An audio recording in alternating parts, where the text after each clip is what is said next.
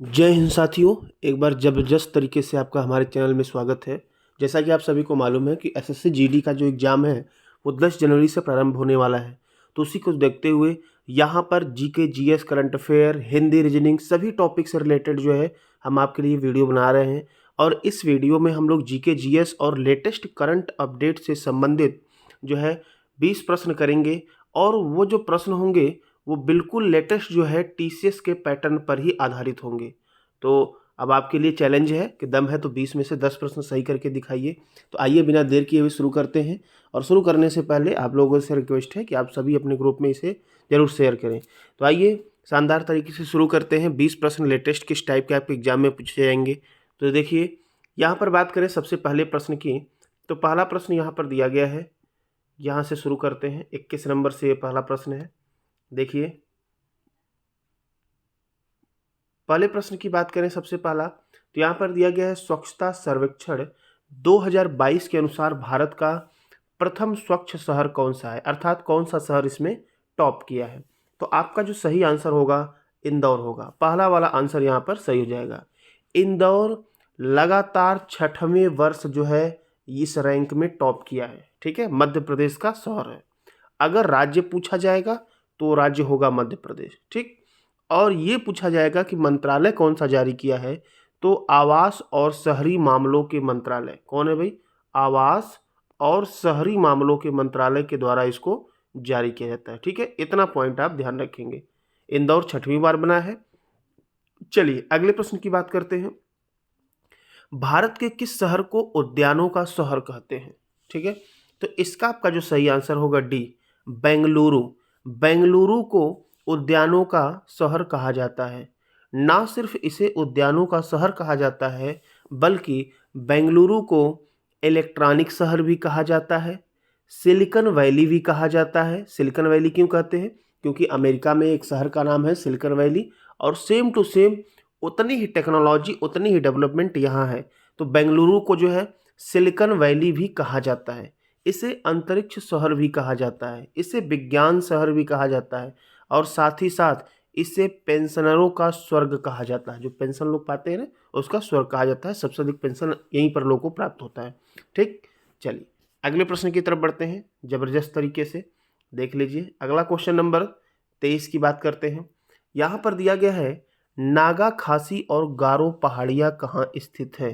तो देखिए सही आंसर होगा पूर्वांचल पर्वतमाला में। ठीक है, ये जो है तीनों पहाड़ियाँ जो है पूर्वांचल में पड़ती हैं, पूर्वोत्तर राज्यों में। आप जानते हैं 7 राज्य हैं जिनको 7 सिस्टर कहा जाता है, पूर्वोत्तर में गिने जाते हैं। और ये जो नागा, खासी और गारो पहाड़ियाँ हैं यह ब्रह्मपुत्र घाटी के दक्षिण में है। ठीक है, इधर से आपको मालूम है कि इधर से एंट्री होकर अरुणाचल प्रदेश से नदी आती है ब्रह्मपुत्र और इधर से आती है गंगा। दोनों का मिलन होता है, फिर बंगाल की खाड़ी में दोनों गिरते हैं और वहाँ पर दुनिया के सबसे बड़े डेल्टा, सुंदरवन डेल्टा का निर्माण करते हैं। तो ये जो आपको ये पहाड़ियाँ बताई गई हैं नागा, खासी और गारो, ये जो ब्रह्मपुत्र है इसके जो है ब्रह्मपुत्र घाटी के दक्षिण में स्थित हैं। और राज्य की बात करें किन किन राज्यों को पूर्वांचल पर्वतमाला कवर करती है, तो ये असम हो गया, मणिपुर हो गया, मेघालय, त्रिपुरा, मिजोरम, इन सभी को ये कवर करती है। क्लियर है, तो सही आंसर क्या होगा, पहला आ जाएगा। ठीक है, और गारो, खासी जयंतिया जनजाति भी होती है इस पहाड़ी पे जो पाई जाती है। ठीक है, चलिए ये सारी जनजाति का भी नाम है। इन पहाड़ियों पे जो आदिवासी पाए जाते हैं उसे जनजाति भी कहते हैं। अगला प्रश्न देख लेते हैं। अगला प्रश्न यहाँ पर दिया गया है कौन सुमेलित नहीं है। तो देख लीजिए भाई, गोरखपुर में तो राप्ती नदी बहती है, उसमें कुछ कहना ही नहीं है। जबलपुर में नर्मदा नदी या जबलपुर नर्मदा नदी के किनारे है। सूरत जो है ताप्ती नदी के किनारे है। इसका सही आंसर आपका बी बनेगा। लुधियाना रावी नदी के किनारे नहीं है। ठीक है भाई, तो लुधियाना है किस नदी के किनारे, लुधियाना है सतलज नदी के किनारे। ठीक है, पंजाब में पड़ता है। ठीक है, ये सतलज नदी के किनारे है। तो रावी नदी के किनारे क्या है, आपके एग्जाम में वेरी इंपॉर्टेंट क्वेश्चन जो पूछा जाता है, हड़प्पा सभ्यता या हड़प्पा किस नदी के किनारे है, तो वह होगा रावी नदी। इतनी बात आपको ध्यान रखना है। चलिए एक और जबरदस्त प्रश्न की तरफ बढ़ते हैं। भारत के कितने राज्य जो हैं ये म्यांमार की सीमा से लगते हैं। ठीक है, आपको ये आंसर बताना है। तो 25 का सही आंसर सी होगा। 4 राज्य ऐसे हैं जो म्यांमार की सीमा से लगते हैं। अब चारों राज्यों का नाम आपको बताना है। क्या बताना है भाई, नाम। तो नाम में ही सारा ट्रिक है। नाम को अंग्रेजी में ऐसे लिखेंगे NAAM। चारों राज्यों का नाम बताइए। यन से नागालैंड, ए से अरुणाचल प्रदेश, यम से मिजोरम और यम से क्या हो जाएगा मणिपुर। ठीक है, तो नागालैंड, अरुणाचल प्रदेश, मिजोरम और मणिपुर, यही 4 राज्य जो है किससे लगे हुए हैं भाई, म्यांमार की सीमा से लगे हुए हैं। क्लियर है। चलिए आगे बात कर लेते हैं। अगला प्रश्न यहाँ पर पूछा गया है कि किस देश की स्थल सीमा भारत के साथ सबसे लंबी है। तो यहाँ पर देख लीजिए, आप सबको मालूम होना चाहिए, काफ़ी बार एग्जाम में पूछा गया है।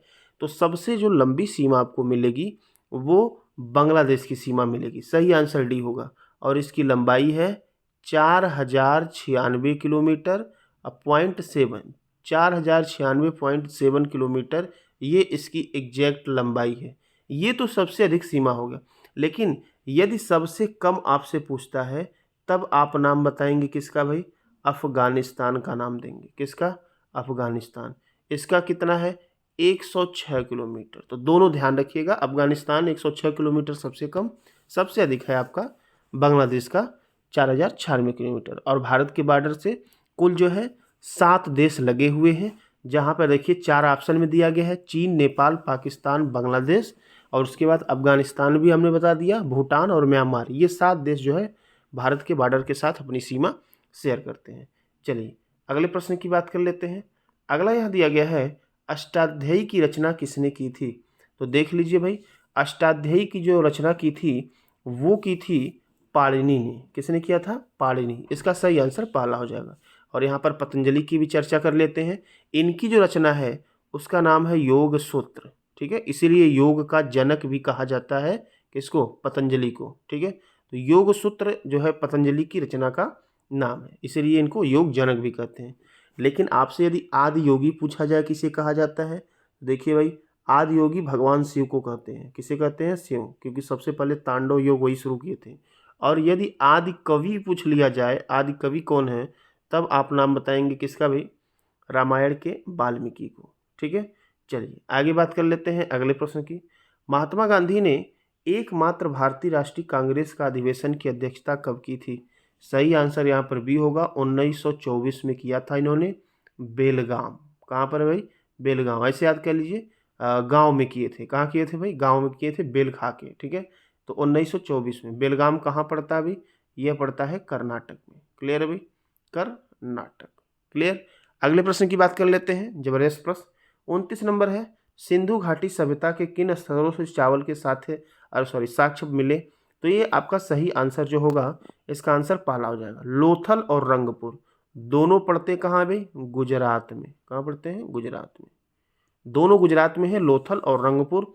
अगर सिंधु घाटी सभ्यता की बात करेगा तब तो लोथल रंगपुर हो जाएंगे। लेकिन अगर ये कहेगा कि प्राचीनतम चावल के साक्ष्य कहाँ से मिले हैं, तब आप नाम क्या देंगे भाई, कोल्डिहवा नाम देंगे। क्या नाम देंगे, कोल्डिहवा, जो कि कहाँ है, इलाहाबाद में है। ठीक है, प्राचीनतम साक्ष्य कहेगा तो कोल्डिहवा कहेंगे, इलाहाबाद।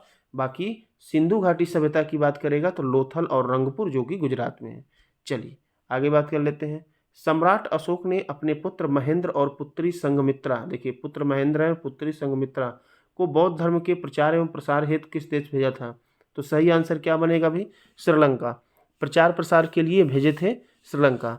जो सम्राट अशोक थे ये किस वंश से संबंधित थे, तो जान लीजिए, ये मौर्य वंश से संबंधित थे। और ये मौर्य वंश के तीसरे राजा थे।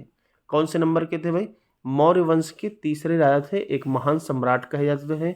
एक चीज़ और, अशोक का पूरा नाम पूछा जाता है, तो इनका पूरा नाम जो है उसे कहा जाता है देवनाम प्रिय। देवनाम प्रिय एग्जाम में बहुत बार पूछा गया है। देवनाम प्रिय मतलब होता है जो देवताओं को प्रिय हो, उसे देवनाम प्रिय कहा जाता है। ठीक है, तो इनका पूरा नाम देवनाम प्रिय था। बात करें आगे, चलिए अगले प्रश्न की बात करते हैं। अगला यहाँ पर एलोरा की गुफाएं पूछा गया है और शैलकृत मंदिर है। तो ये हिंदू, जैन और बौद्ध तीनों के लिए हैं। ठीक है, एलोरा की गुफाएं। पूछा जाता है शहर, तो कहेंगे कहाँ पर है, औरंगाबाद। ठीक है, औरंगाबाद। औरंगाबाद पड़ता कहाँ भाई, महाराष्ट्र में पड़ता है। ठीक है, तो औरंगाबाद के महाराष्ट्र में एलोरा की गुफाएं हैं। हिंदू, जैन और जो है बौद्ध तीनों धर्मों से संबंधित हैं। अगले प्रश्न की बात कर लेते हैं। अगला यहाँ पर देख लीजिए, अगला 32 नंबर प्रश्न यहाँ पर दिया है, अलबरूनी किसके साथ भारत आया था। तो अलबरूनी यहाँ पर भारत जो आया था वह आया था महमूद गजनवी के साथ। किसके साथ भाई? महमूद गजनवी। महमूद गजनवी भारत को 17 बार आक्रमण करके लूटा था। ठीक है, ये भी प्रश्न आपके पूछे जाते हैं। और प्लस साथ ही साथ बात करें तो ये जो है अलबरूनी कब से कब तक भारत में था? तो 1017 से लेकर 20 तक था, अर्थात 3 वर्षों तक ये भारत में था। ठीक है, महमूद गजनवी के साथ। एक और प्रश्न पूछा जाता है कि भारतीय इतिहास का पहला जानकार कौन था? तो भारतीय इतिहास का पहला जानकार अलबरूनी को ही कहा जाता है। देखिए यहाँ पर हम ऐसे ऐसे मोस्ट इम्पॉर्टेंट फैक्ट बता रहे हैं जो कि आपके एग्जाम में अनलिमिटेड बार, सबसे अधिक बार पूछे गए हैं। पूरे पॉइंट को पेन पेपर लेकर बैठें और आसानी से समझ के रिवीजन करें। ठीक है, चलिए अगला है, किसके अंतर्गत भारतीय संविधान सभा का गठन किया गया था? तो इसका आपका जो सही आंसर बनेगा सी, कैबिनेट मिशन योजना 1946। ठीक है, अब जो कैबिनेट मिशन योजना 1946 आया था तो इसको ये ट्रिक कैसे करेंगे, इसमें 3 सदस्य थे। KAL काल भारत में 2 बार आया था।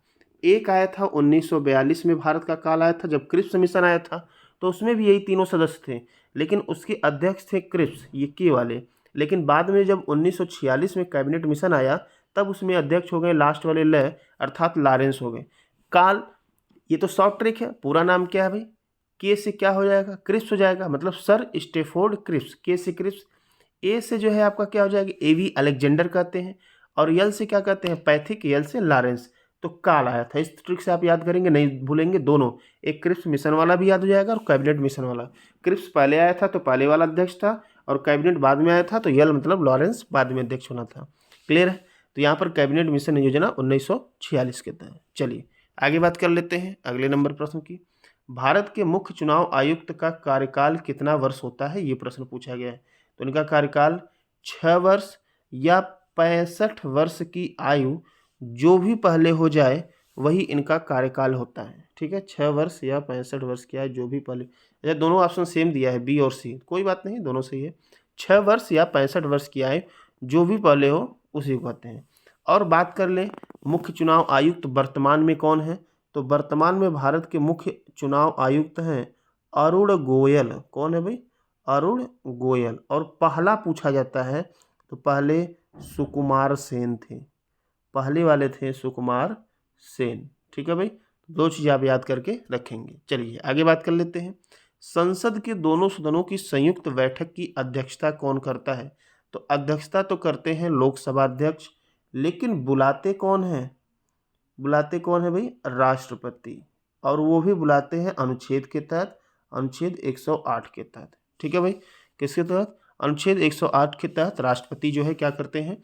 दोनों सदनों की संयुक्त बैठक बुलाते हैं, तो लोकसभा अध्यक्ष उसकी अध्यक्षता करते हैं।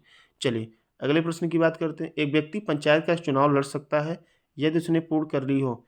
तो यहाँ पर 21 वर्ष की यदि आयु व्यक्ति पूरा कर लिया है तो वह जो है पंचायत का चुनाव लड़ सकता है। अगले प्रश्न की बात करते हैं।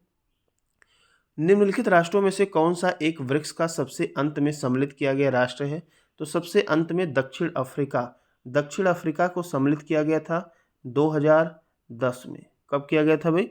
2010 में इसको शामिल किया गया। ब्रिक्स आप जैसा कि नाम से ही जानते हैं, BRIC। ठीक है, यस, ठीक है। यहाँ ब्राज़ील, रसिया, इंडिया, चाइना और साउथ अफ्रीका, ये 10 देश हैं। गठन 2006 में हुआ था। मुख्यालय की बात कर लें तो संघाई है। और एक चीज़ और इसमें हुआ, 2014 में इसमें NDB का गठन हुआ, न्यू डेवलपमेंट बैंक का भी गठन हुआ। ठीक है, चलिए। और 2022 में जो अध्यक्षता हुई है ब्रिक्स की, यह 14वां सम्मेलन 2022 में हुआ है। और इसकी अध्यक्षता किसने किया भाई? चीन ने किया है। 14वां चीन ने किया है। इसका तो सही आंसर सी बनेगा। ठीक है, अब जो है तो देख लीजिए BRIC, यस, अब चीन किया है सी से, अब साउथ अफ्रीका करेगा 23 वाला। ठीक है, नाम से क्रम से चलता है। चलिए, निम्न में से कौन सा एक राजकोषीय नीति का भाग है? 38 नंबर पूछा गया है।